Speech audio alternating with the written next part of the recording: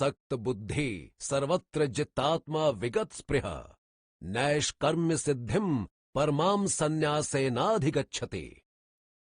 पदच्छेद। असक्त बुद्धि अर्थात आसक्ति रहित बुद्धि वाला, सर्वत्र यानी समस्त जगत में, जितात्मा अर्थात जीते हुए इंद्रियों सहित अंतःकरण वाला, विगत स्पृह अर्थात इच्छाओं से सर्वथा रहित, नैष्कर्म्य सिद्धिम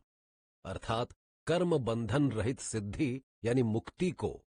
परमाम अर्थात उत्कृष्ट को, संन्यासेन अर्थात सांख्य योग के द्वारा, अधिगच्छति अर्थात प्राप्त होता है। अनुवाद। सब किसी में आसक्ति रहित बुद्धि वाला अर्थात मन बुद्धि की समूची संलग्नता से शून्य,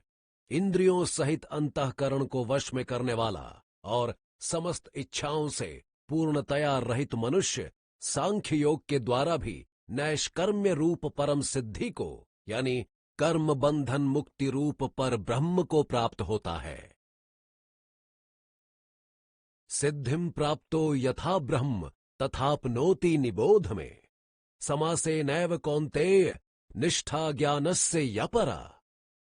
पदच्छेद। सिद्धिम अर्थात सिद्धि को, प्राप्तः अर्थात प्राप्त हुआ, यथा यानी जैसे, जिस प्रकार से, ब्रह्म अर्थात ब्रह्म को, तथा यानी वैसे, उस प्रकार को, आपनोति अर्थात प्राप्त होता है, निबोध यानी जानो, में मुझसे, समासेन अर्थात संक्षेप से, एव यानी ही, कौन्तेय अर्थात हे कुंती पुत्र अर्जुन, निष्ठा अर्थात काष्ठा, ज्ञानस्य अर्थात ज्ञान योग की, या यानी जो, परा अर्थात चरम अंतिम। अनुवाद। हे अर्जुन, अंतःकरण की शुद्धि रूप सिद्धि को प्राप्त हुआ मनुष्य जिस प्रकार से सांख्य योग के द्वारा ब्रह्म को प्राप्त होता है, जो ज्ञान योग की चरम काष्ठा है, अर्थात जो तत्व ज्ञान की अंतिम स्थिति है, उस प्रकार को तू मुझसे संक्षेप में ही जान। बुद्धया विशुद्धया युक्तो धृत्यात्मानं नियम्य च, शब्दादिन विषयांस त्यक्त्वा राग द्वेषो व्युदस्य च, विविक्त सेवी लघवाशी यत वाक् काय मानसः, ध्यान योग परो नित्यम वैराग्यम समुपाश्रितः, अहंकारम बलम दर्पम कामम क्रोधम परिग्रहम विमुच्य निर्ममः शांतो ब्रह्म भूयाय कल्पते। पदच्छेद। बुद्धया अर्थात बुद्धि से, विशुद्धया अर्थात निष्पाप निर्मल से, युक्तः अर्थात युक्त, धृत्या अर्थात सात्विक धारण शक्ति के द्वारा, आत्मानम अर्थात अंतःकरण सहित इंद्रियों को, नियम्य अर्थात वश में करके, च यानी और, शब्दादीन अर्थात शब्दादि को, विषयान अर्थात विषयों को, त्यक्त्वा अर्थात छोड़कर,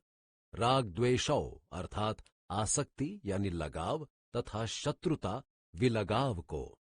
व्युदस्य अर्थात सर्वथा नष्ट करके, च यानी तथा, विविक्त सेवी अर्थात एकांत एवं शुद्ध स्थान में रहने वाला, लघवाशी अर्थात हल्का, सात्विक एवं नियमित भोजन करने वाला, यत वाक् कायमानसः अर्थात वाणी, शरीर तथा मन को जीत लेने वाला, ध्यान योग परः अर्थात ध्यान योग के परायण रहने वाला, नित्यम अर्थात निरंतर, वैराग्यम अर्थात विरक्ति भाव को, समुपाश्रितः अर्थात भली भांति आश्रय लिए हुआ, अहंकारम अर्थात अपने ही को सब कुछ समझने की वृत्ति को, बलम अर्थात पैशाचिक शक्ति को, दर्पम अर्थात घमंड को, कामम अर्थात वासना को, क्रोधम अर्थात रोष को, परिग्रहम अर्थात सांसारिक भोगों का संग्रह करने को, विमुच्य अर्थात त्याग करके, निर्ममः अर्थात ममता रहित, शांतः अर्थात शांति युक्त, ब्रह्म भूयाय अर्थात ब्रह्म में अभिन्न भाव से स्थित होने के लिए कल्पते अर्थात योग्य होता है। अनुवाद: निष्पाप अथवा निर्मल बुद्धि से युक्त, एकांत एवं शुद्ध स्थान में रहने वाला, हल्का, सात्विक तथा नियमित भोजन करने वाला, वाणी, शरीर एवं मन को जीत लेने वाला, निरंतर ध्यान योग के परायण रहने वाला, दृढ़ विरक्ति भाव का भलीभांति आश्रय लेने वाला, ममता रहित तथा शांति युक्त मनुष्य सात्विक धारण शक्ति के द्वारा अंतःकरण सहित इंद्रियों को वश में करके शब्दादि अर्थात समस्त इंद्रिय विषयों को छोड़कर आसक्ति तथा शत्रुता को सर्वथा नष्ट करके और अहंकार, पैशाचिक शक्ति, घमंड, वासना, रोष तथा सांसारिक भोग संग्रहण का संपूर्ण त्याग करके सच्चिदानंद ब्रह्म में अभिन्न भाव से स्थित होने के योग्य हो जाता है, अर्थात एक ही भाव होने का पात्र बन जाता है। टिप्पणी: दो अंतिम शब्दों ब्रह्म भूयाय कल्पते का यह भाव है कि उपर्युक्त प्रकार से साधन करने वाला मनुष्य इन साधनों से संपन्न होने पर ब्रह्म भाव को प्राप्त होने का अधिकारी बन जाता है और तत्काल ही ब्रह्म रूप हो जाता है, अर्थात उसकी दृष्टि में जीवात्मा तथा परमात्मा का भेदभाव सर्वथा नष्ट होकर सर्वत्र आत्मबुद्धि हो जाती है। उस समय वह समस्त जगत में अपने को व्याप्त समझता है तथा समस्त जगत को अपने अंतर्गत देखता है। अंग प्रत्यंगों सहित संन्यास का यानी सांख्य योग का स्वरूप बतलाकर अब भगवान उक्त साधन द्वारा ब्रह्म भाव को प्राप्त हुए योगी के लक्षण तथा उसे ज्ञान योग की परानिष्ठा रूप पराभक्ति का प्राप्त हो जाना बतलाते हैं। ब्रह्म भूतः प्रसन्नात्मा न शोचति न कांक्षति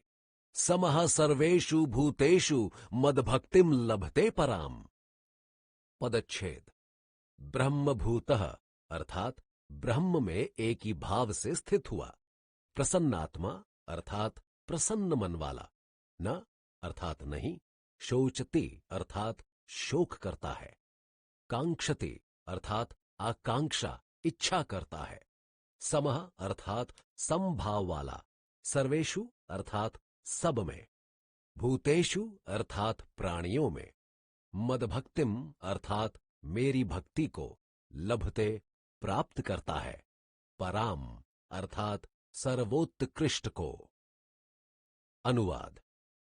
फिर वह सच्चिदानंद ब्रह्म में एक ही भाव से स्थित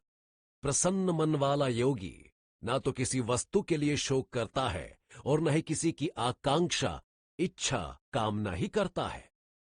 ऐसा समस्त प्राणियों में संभाव वाला योगी मेरी पराभक्ति को अर्थात तत्व ज्ञान की पराकाष्ठा को प्राप्त हो जाता है। भक्तया मां भी जानाति यावन्यश्चास्मि तत्वतः ततो मां तत्वतो ज्ञात्वा विश्ते तदनंतरम। पदच्छेद: भक्त्या अर्थात पराभक्ति के द्वारा, माम अर्थात मुझको, अभिजानाति अर्थात भली प्रकार जान लेता है, यावान अर्थात जितना, यह अर्थात जो, च यानी और, अस्मि यानी हूं, तत्वतः अर्थात तत्व से, ततः उससे, माम मुझको, तत्वतः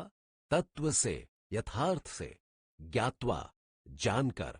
विश्ते अर्थात प्रविष्ट हो जाता है, तदनंतरम अर्थात तत्काल। अनुवाद: उस पराभक्ति के द्वारा वह योगी मुझ परमात्मा को मैं जो हूं और जितना जिस प्रभाव वाला हूं